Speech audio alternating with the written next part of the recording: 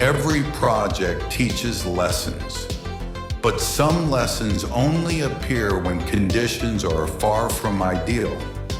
There are moments in project execution when escalation is no longer an option.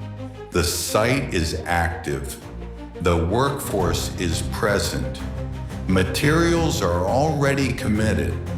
At that point, the decision does not belong to a system. It belongs to the person who understands the consequences of waiting. I remember receiving a call late at night from a remote project site. Power had failed. The concreting window was closing. Stopping would have meant more than delay. It would have meant rework, remobilization, and loss of morale. Proceeding carried risk. But leadership at site is not about eliminating risk. It is about deciding which risk the project can survive. Sometimes that means standing with your team, motivating them, and taking responsibility that will never appear in a report, but will determine whether the project moves forward or not. I once executed a firefighting project at an oil depot on an island, surrounded by water with no margin for error. Equipment, tools, materials, even skilled manpower had to be transported by ship.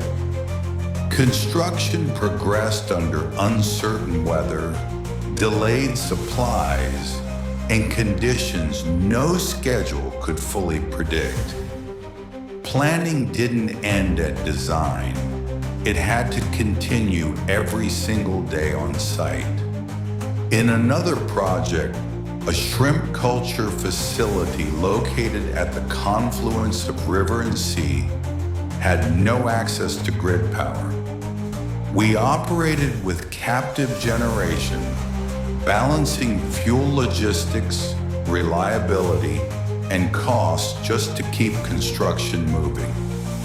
In such environments, execution is not about efficiency alone. It is about survival of the plan. Earlier in my career, when communication was limited to telex and fax, I was preparing a bid in Singapore for a project in Indonesia. After arriving in Jakarta, I discovered a critical pricing document was missing. There was no instant cloud access, no quick calls, only composure, coordination, and trust. The document arrived by fax the next morning, and the bid was submitted. These are not stories of difficulty. They are reminders that projects succeed not because conditions are ideal, but because leadership adapts faster than conditions change. Costs begin ticking the moment mobilization starts. Judgment becomes the most valuable asset on site.